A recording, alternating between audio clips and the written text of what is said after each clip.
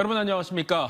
오늘 밤과 내일 사이 충청권에 최대 10cm의 많은 눈이 내릴 것으로 보이면서 곳곳에서 대설특보가 발효됐습니다. 내일 아침엔 오늘보다 10도 이상 떨어지는 강추위로 한파주의보도 함께 내려지는데요. 출근길 교통안전에 각별히 주의하셔야겠습니다. 김철진 기자의 보도입니다. 창고 앞으로 10여 대의 제설 차량이 모였습니다. 거대한 굴착기가 15톤 덤프트럭에 제설용 소금을 담습니다. 밤사이 충청권 지역에 많은 눈이 예고되며 각 지자체에선 제설 작업 준비가 한창입니다. 세종을 비롯해 충남 중북부 지역에 대설주의보가 내려지며 세종시와 충남도는 비상근무에 들어갔습니다. 대전시도 주요 간선 외곽도로 등 도심 374km 구간에 제설차 39대를 동원해 밤사이 2차례에 걸쳐 제설 작업에 나설 계획입니다. 야간에 제설을 실시할 것이며 제설과 동시에 저희가 도로 순찰을 통해서 도로 결빙 구간이 있는지 다시 재확인 후에 2차 제설을 실시하는 등. 충청권에는 밤 9시부터 내일 새벽 3시까지 많은 눈이 예고된 상태입니다. 대전과 충남 남동 내륙에는 1에서 5cm, 그 외 충청권엔 2에서 8cm, 천안과 아산 등 충남 북부권엔 10cm 이상의 많은 눈이 올 것으로 예상됩니다. 서해상에서 발달한 눈구름대의 영향으로 내일까지 충남권 남동 내륙을 제외한 대부분의 지역에서 많은 눈이 내리겠고, 눈구름대가 남하면서 내일 새벽까지 대전에서도 1에서 5cm의 눈이 내리겠습니다. 많은 눈에 이어 기온도 크게 떨어지겠습니다. 내일 아침 기온은 오늘보다 10도 이상 내려간 영하 13도에서 영하 5도로 떨어져 태안을 제외한 충남 14개 시군과 대전, 세종 지역에 한파주의보가 내려진 상태입니다. 기상청은 바람도 강하게 불어 체감 온도는 더욱 낮겠고 도로는 밤사이 내린 눈 등으로 얼 수 있겠다며 건강관리와 교통안전에 주의를 당부했습니다. TJB 김철진입니다. 백주대 낮, 대전의 한 산업단지 주변 거리에서 30대 남성이 같은 직장에 다니는 동료 여성에게 갑자기 흉기를 휘둘렀습니다. 이 남성이 경찰 조사에서 피해자가 러시아 대통령 푸틴같이 보인다는 등 횡설수설하고 있어서 범행 동기는 추가 조사가 필요한 상황입니다. 이수복 기자입니다. 한 남성이 흉기를 들고 있고 바로 옆엔 여성이 넘어져 있습니다. 점심시간이 막 지났을 무렵 대전 대덕 산단내 거리에서 30대 중반 남성 A씨가 30대 여성 B씨에게 여러 차례 흉기를 휘둘렀습니다. 놀래가지고 사람들 차 이리 빨리 들어오시라고 저기 신호대기 하고 서 있는 분들 막 불렀거든요. 아무나 빨리 오시라고 이거 좀 도와달라고. 복부 등에 흉기를 찔린 피해 여성은 인근 병원으로 옮겨졌고 다행히 입고 있던 겉옷이 두꺼워 생명에 지장은 없는 것으로 확인됐습니다. 내가 말씀 찔렀는데도 옷이 두꺼우니까 안 들어갔어요. 휘어졌고. 가해자 A씨는 피해자와 직장 동료였지만 같은 부서에 근무하지도 않았고 별다른 친분도 없었습니다. 하지만 미리 흉기까지 준비해 느닷없이 범행을 저지른 겁니다. A씨는 경찰 조사에서 피해자가 푸틴 같아 보여서 테러를 할 것 같아서 범행을 저질렀다는 등 횡설수설했습니다. 네, 푸틴, 119 테러 이런 얘기를 하고 거기에 뭔가 또 일단 이런. 경찰은 정확한 범행 동기를 조사하는 한편 살인미수 혐의를 적용해 구속영장을 신청할 예정입니다. TJB 이수복입니다. 아산시 배방읍의 한 사립유치원에서 교사와 원생들이 집단 식중독 의심 증상을 보여 보건당국이 조사에 나섰습니다. 아산보건소는 어제 유치원 교사와 원생 207명 가운데 교사 12명과 원생 64명 등 76명이 구토와 설사 등 식중독 의심 증세를 보였다는 신고를 받고 급식과 음용수, 도마, 칼 등에서 환경검체를 채취해 역학조사를 진행하고 있습니다. 해당 유치원은 집단 급식을 중단했으며 보건당국은 검사 결과를 바탕으로 정확한 원인을 조사할 예정입니다. 주택시장의 거래 한파가 이어지고 있지만 최근 세종에서 진행된 무순위 청약 경쟁률이 최고 6,000대 1을 넘어섰습니다. 한국부동산원 청약홈에 따르면 어제 세종시 다정동 가온마을 6단지 분양가 2억 8,500만 원에 전용 84제곱미터 한 가구에 대해 세종 거주 무주택자를 대상으로 무순위 청약을 접수한 결과 6,334명이 몰렸습니다. 또 같은 날 세종시 어진동 한뜰마을 6단지 전용 84제곱미터와 140, 199제곱미터 등 모두 3가구에 대한 무순위 청약에서도 9,327명이 접수했고 84제곱미터 청약률은 5,165대 1을 기록했습니다. 이상민 행정안전부 장관이 오늘 대전을 찾아 실내 마스크 착용 의무화 해제와 관련해 조금만 더 기다려달라며 협조를 당부했습니다. 정부가 오는 15일까지 의무 해제를 결정하지 않으면 자체 행정명령을 내리겠다고 했던 대전시도 연말까지 정부 방침을 지켜보겠다며 한 발 물러섰습니다. 양정진 기자의 보도입니다. 이상민 행정안전부 장관이 실내 마스크 자유화 논쟁에 불을 지핀 이장우 대전시장을 만나 조금만 더 기다려달라며 협조를 당부했습니다. 이 장관은 이번 겨울만 넘기면 편안한 생활이 가능할 것이라며 전국적으로 단일한 방역체계 유지의 중요성을 강조했습니다. 전국적으로 단일한 방역체계를 유지하는 것이 중요한데요. 국민 여러분께서 좀 답답하시겠지만 이번 겨울만 넘기면 조금 더 편안한 생활이 이어질 수 있지 않을까 그렇게 생각합니다. 정부가 공개 토론회와 전문가 자문회의를 거쳐 오는 30일쯤 실내 마스크 자율화 로드맵을 내놓기로 한 가운데 내년 1월부터 자체 해제를 검토했던 대전시도 한 발 물러섰습니다. 이장우 대전시장은 해외 사례와 유아 교육상 문제 등 실내 마스크 자율화 필요성을 강조하며 정부 방침에 맞춰 해제 시점을 조율하겠다고 밝혔습니다. 연말까지 중앙정부의 여러 가지 방침 한번 결정하는 거 지켜보고 그러고서 저희도 결정을 할까 그렇습니다. 그래서 널리 좀 많이 여론 좀 살펴주시고 특히 해외 사례 이런 것들을 적극적으로 좀 살펴보시는 게 좋겠다. 이런 가운데 대전시 의사회도 OECD 국가 대부분이 실내 마스크 의무를 해제했고 사회적 거리두기 해제 이후에도 우려할 만한 감염자 증가가 보고되지 않았다며 실내 마스크 자율화 찬성 입장을 밝혔습니다. 다만 지역 코로나 신규 확진자가 전날보다 3배 넘게 증가해 7,000명에 육박하는 등 석 달 만에 최대치로 재유행이 증가세로 돌아서면서 실내 마스크 착용 의무화 해제에 대한 논의에 적지 않은 부담이 될 전망입니다. TJB 양정진입니다.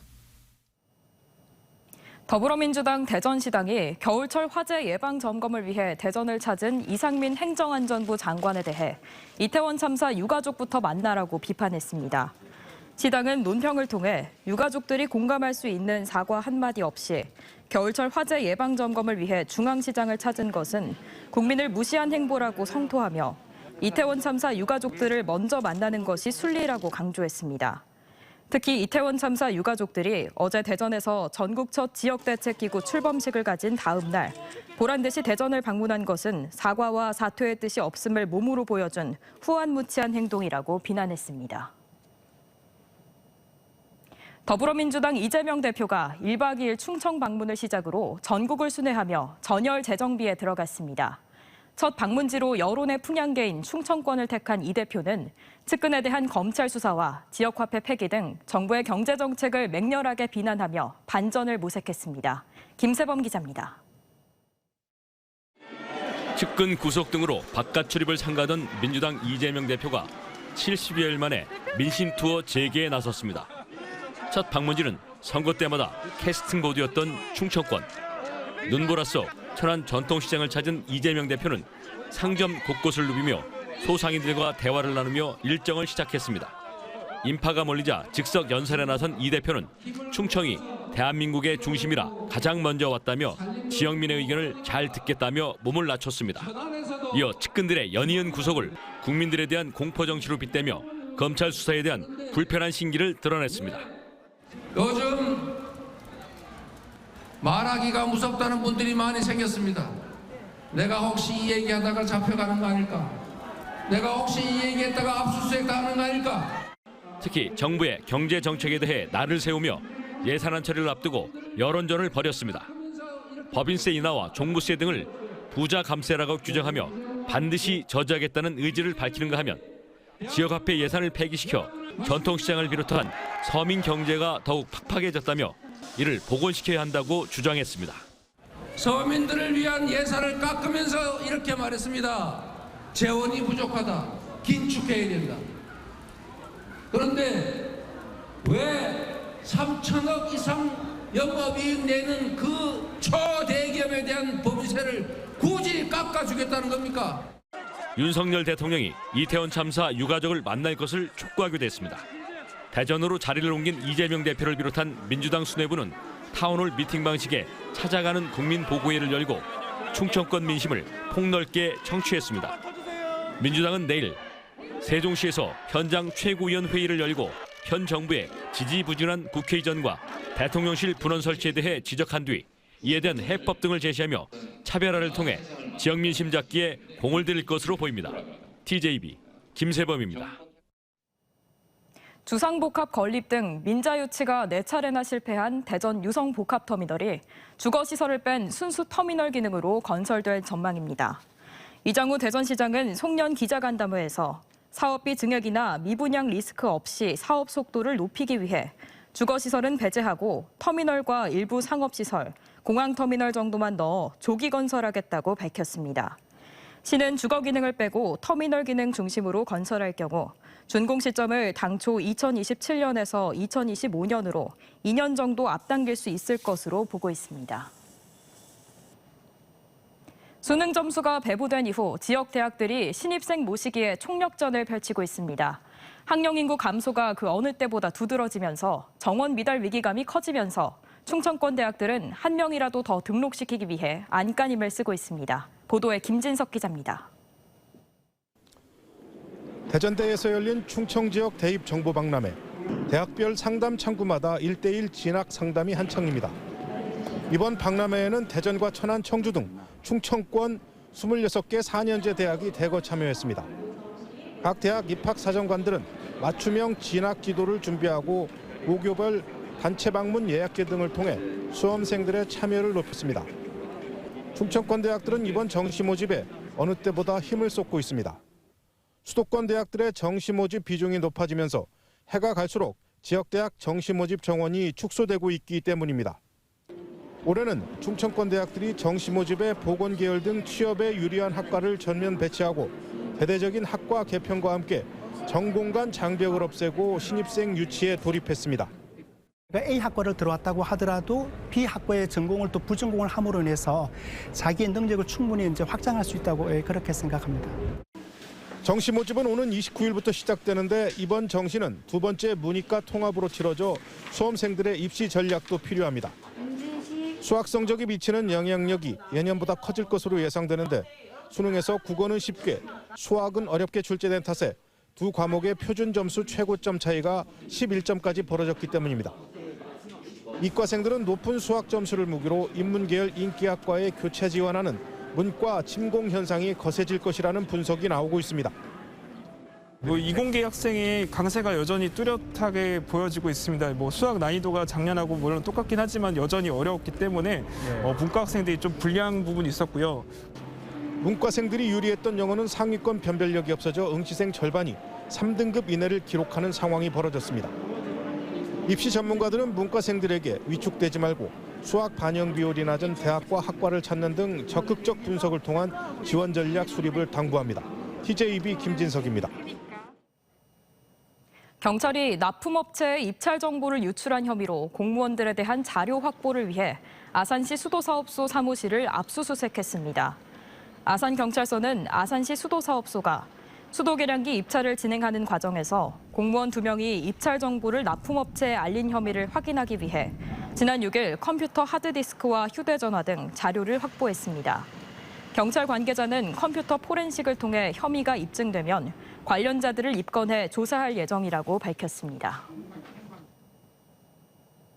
대전지법 제2형사부는 9살 아들을 수차례 때리고 밥을 챙겨주지 않은 혐의로 기소된 30대 친모 A씨에게 반성의 태도를 보인다며 항소심에서도 1심과 같은 징역 1년에 집행유예 2년을 선고했습니다. A씨는 지난 2018년 12월부터 2년 동안 친아들에게 밥을 제대로 챙겨주지 않거나 전기장판에 화상을 입어도 방치했고 양말을 소파에 떨어뜨렸다는 이유로 머리를 수차례 때린 혐의를 받고 있습니다. 재판부는 A씨가 앞으로 위생적인 환경에서 건강하고 바르게 아들을 양육할 것을 다짐했다며 양형 이유를 밝혔습니다. 음주 측정을 하는 경찰관을 때리고 경찰서 피의자 대기실 문을 훼손한 보육교사가 징역형의 집행유예를 선고받았습니다. 대연지법 형사 5단독은 지난 4월 대전 동구의 한 길가에서 음주운전 의심 신고를 받고 출동한 경찰의 음주 측정 요구를 거부하고 경찰의 팔을 수차례 때린 31살 보육교사 A씨에게 징역 1년의 집행유예 2년을 선고했습니다. 재판부는 A씨가 경찰서로 이동한 뒤 흡연을 허용해주지 않는다는 이유로 발로 문을 차 대기실 도어락을 훼손하는 등 죄질이 좋지 않지만 잘못을 반성하고 초범인 점을 고려했다고 판시했습니다.